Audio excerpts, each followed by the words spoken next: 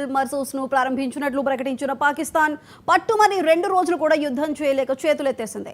భారత్ పాకిస్తాన్ మధ్య మొదలైన యుద్ధం 4వ రోజే కాల్పుల విరమణకు భారత్ ను ఒప్పించాలంటూ అమెరికా వద్ద శరణుజొచ్చింది. పహల్గాం దాడుల తర్వాత యుద్ధానికి సిద్ధమంటూ బీరాలు పలికిన పాకిస్తాన్ అమెరికా ఆధ్వర్యంలో భారత్తో చర్చల ప్రారంభానికి ముందే ఏకపక్షంగా కాల్పుల విరమణ ప్రకటించి జీ హుజూర్ అనేసింది.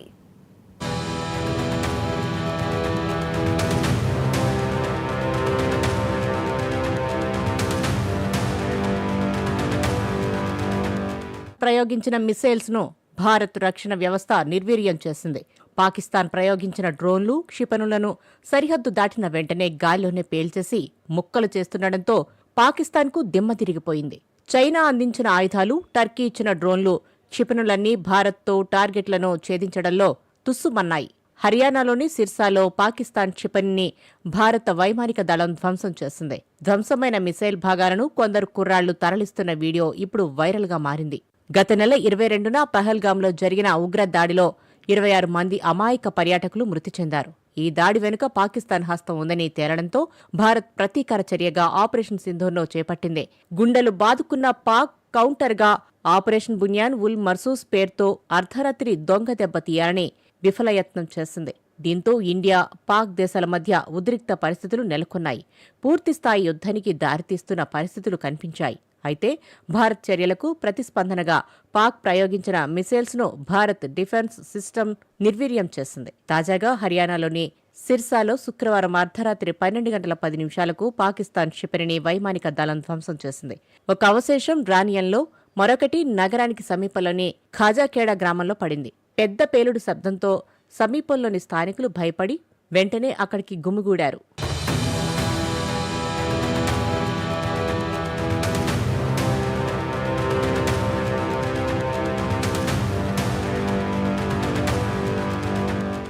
భారత్ ధ్వంసం చేసిన పాకిస్తాన్ మిసైల్ భాగాలను కొందరు కుర్రాళ్లు తరలిస్తున్న ఓ వీడియో ఇప్పుడు సోషల్ మీడియాలో వైరల్గా మారింది.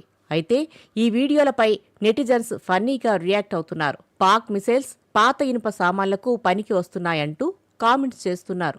మరోవైపు సరిహద్దు ఎల్ఓసి నియంత్రణ రేఖ అంతర్జాతీయ సరిహద్దు వెంబడి భారత నగరాలపై పాకిస్తాన్ సైన్యం చేసిన డ్రోన్ దాడులకు ప్రతిస్పందనగా భారత సైన్యం జమ్మూ సెక్టార్లో గట్టిగా ప్రతీకారం తీర్చుకుంది. పాకిస్తాన్తో ఉద్రిక్తతలు పెరుగుతున్న నేపథ్యంలో శుక్రవారం ఉత్తరాన బారాముల్లా నుండి పశ్చిమాన భుజ్ వరకు అంతర్జాతీయ సరిహద్దు నియంత్రణ రేఖ వెంబడి 26 ప్రదేశాల్లో డ్రోన్లను కూల్చివేసింది.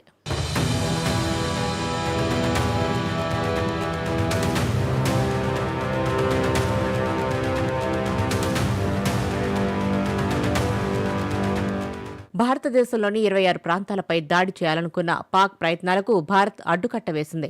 ఎయిర్ టు సర్ఫేస్ మిసైల్ను ప్రయోగించింది. ఈ ఘటన పాకిస్తాన్ను ఒక్కసారిగా ఉలిక్కిపడేలా చేసింది. పాకిస్తాన్ వెనక్కి తగ్గకపోతే మరింత గట్టిగా ఎదుర్కొంటామని భారత్ స్పష్టమైన సంకేతాలు పంపించింది.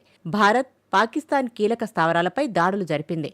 ఈ దాడుల్లో పాకిస్తాన్ రాజధాని ఇస్లామాబాద్తో పాటు సరిహద్దు సమీపంలో ఉన్న లాహోర్, రావల్పిండి, షేక్పురా నగరాలు ఉన్నాయి. అలాగే 3 ప్రధాన ఎయిర్ బేస్లపై కూడా భారత్ దాడులు జరిపింది.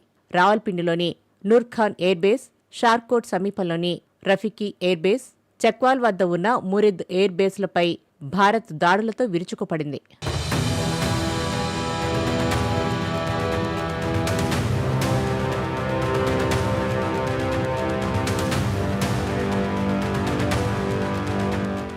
భారతదేశం, పాకిస్తాన్ మధ్య యుద్ధం 4వ రోజుకు చేరుకున్న వెంటనే భారతదేశంలోని 26 ప్రాంతాలపై డ్రోన్లతో దాడులకు పాకిస్తాన్ చేసిన ప్రయత్నాలను భారత్ తిప్పికొట్టింది.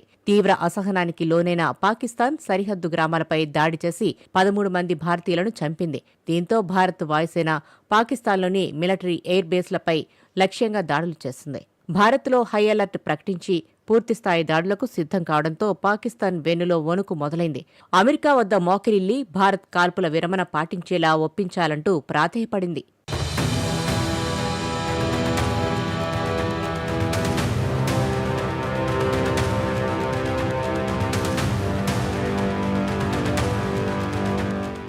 ఆపరేషన్ సింధూర్కు పోటీగా ఆపరేషన్ బున్యాన్ ఉల్ మర్సూస్ను ప్రారంభించిన పాకిస్తాన్ దొంగదెబ్బ తీస్తూ అబద్ధపు ప్రచారాలతో యుద్ధాన్ని నెట్టుకు రాలేక చేతులెత్తేసింది. ఇవాళ ఉదయమే 48 గంటల పాటు పెట్రోల్ బంకులను మూసివేస్తున్నట్లు ప్రకటించి తన డొల్లతనాన్ని చాటుకున్నప్పటికీ బుకాయించింది. ఆపరేషన్ సింధూర్కు ముందు నుంచే ప్రపంచ దేశాలన్నీ పాక్ గగనతలాన్ని ఉపయోగించడానికి ముందుకు రాకపోవడంతో ఆర్థికంగా భారీగా నష్టపోయింది. పాక్ ఆర్మీ వాహనాలకు పెట్రోలు, డీజిల్ కూడా సమకూర్చుకోలేని స్థితి ఏర్పడడం గుర్తించి సాయంత్రం కాల్పుల విరమణను ప్రకటించిన మరుక్షణమే పాక్ గగనతలాన్ని కూడా తెరిచినట్లు ప్రకటించింది.